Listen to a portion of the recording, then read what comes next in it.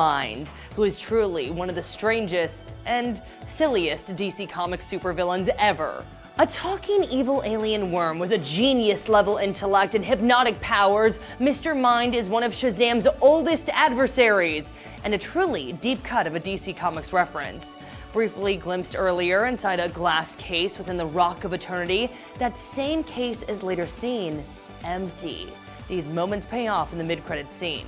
As he furiously writes hieroglyphs in the walls of his cell, desperately trying to recalculate how to regain access to the magical powers he's lost, Dr. Sivana is visited by none other than Mr. Mind, who appears in the cell's window ledge. The brief scene suggests a partnership of some kind, with Mr. Mind making a reference to the Seven Realms.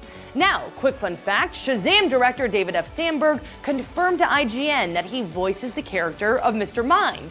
So who is Mr. Mind anyway?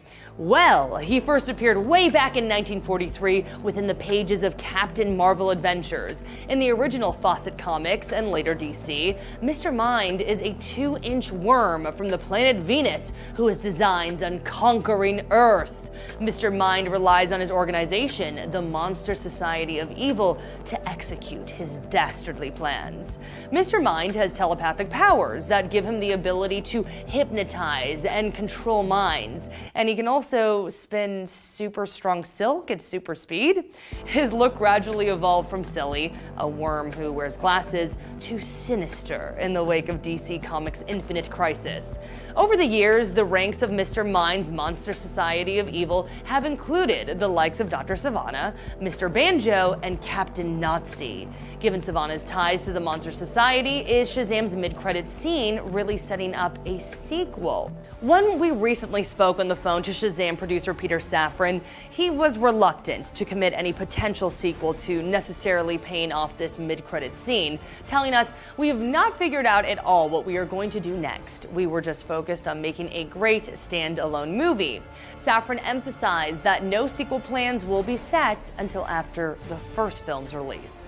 So why even put Mr. Mind in there then? Well, Safran told us, "We just love the idea. We love this character. The idea that he's this criminal mastermind, but in the body of a space worm is just hilarious to us." And he added, "For audiences that are really engaged in the film, I wouldn't be surprised if the movie ends and they rush back to their computers and try and figure out a little more about this character." Yeah, hopefully by watching this video. Safran wouldn't entirely close the door on Mr. Mind returning for a sequel, however, saying it's certainly a path. If Sivana and Mr. Mind were to team up in a Shazam 2, then perhaps the movie will draw inspiration from the current Shazam comics written by Jeff Johns. This currently ongoing storyline, called Shazam and the Seven Magic Lands, sees Sivana and Mr. Mind join forces, while Billy Batson and his foster siblings explore various fantastical realms. Mr. Mind did name-check the Seven Realms in the mid-credits scene, after all. But Mr. Mind and Dr. Sivana are not the only allusions to the Monster Society of Evil in the film. During the interdimensional door sequence, one door opens to reveal some reptilian aliens playing cards.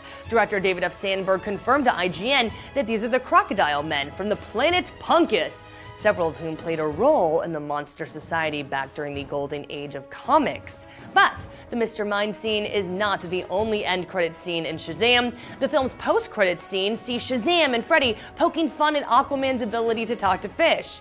That Freddy is decked out in Aquaman merch is in line with the film's earlier Toy Store scene, where the heroes of the DCEU even have toys and merchandising made of them in that reality.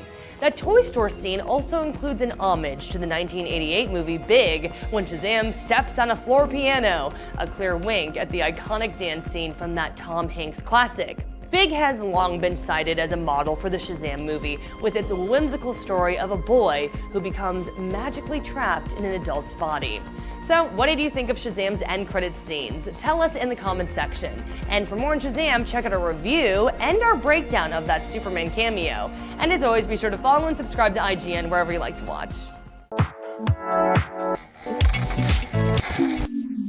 Good news, everyone! The new Avengers Endgame poster and trailer have dropped. A surprise new